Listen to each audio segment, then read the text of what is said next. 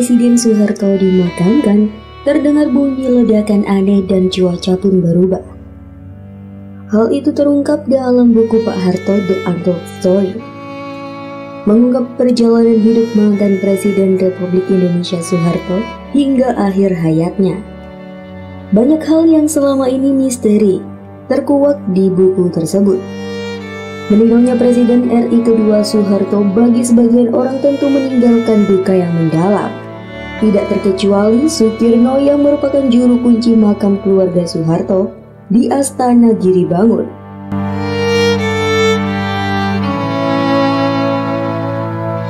Sebelum melanjutkan ke videonya, jangan lupa untuk selalu klik tombol like dan subscribe ya.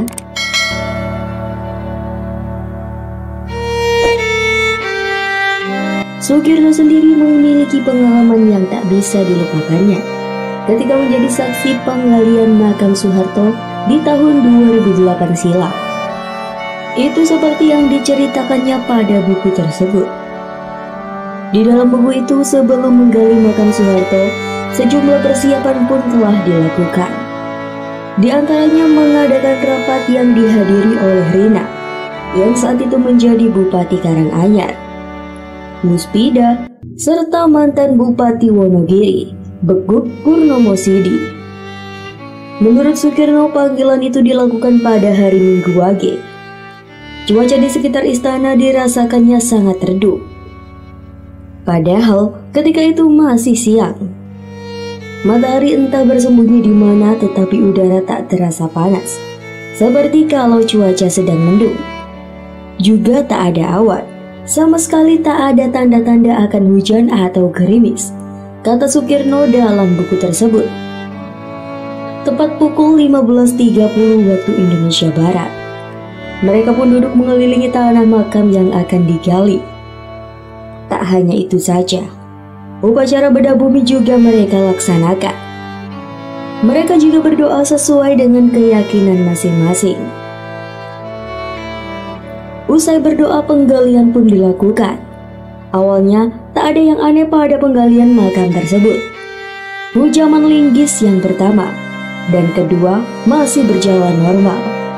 Namun pada hujaman yang ketiga tiba-tiba terdengar suara ledakan yang sangat keras.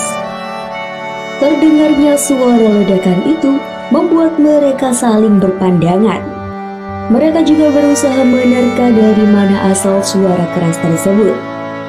Bukan seperti bunyi petir. Lebih mirip dengan kalau sebuah bom besar meledak di atas cungkup Astana Giribangun. Dan kami semua pun terdiam, karena kenyataannya tidak ada yang porak-poranda, sambung Sukirno. Selain itu, seusai peristiwa ledakan itu, sama sekali tak ada benda yang bergeser dari tempatnya sebagai akibat bunyi ledakan keras tersebut. Alhamdulillah, ini mengisyaratkan bahwa Pak Harto benar-benar orang besar. Bumi mengisyaratkan penerimaannya terhadap jenazah beliau, ucap Beguk menengahi keheningan. Selanjutnya, penggalian itu dilakukan Sukirno dengan hati yang sedih. Dalam sejarah Indonesia, Soeharto bisa dicatat sebagai seseorang yang menjadi presiden terlama. Sebab Soeharto berkuasa di Indonesia selama 32 tahun. Namun, kekuasaan Soeharto jatuh pada tahun 1998, yaitu setelah munculnya krisis ekonomi yang terjadi di Indonesia. Bulan Mei 1998 pun akhirnya memiliki catatan penting bagi perjalanan bangsa Indonesia.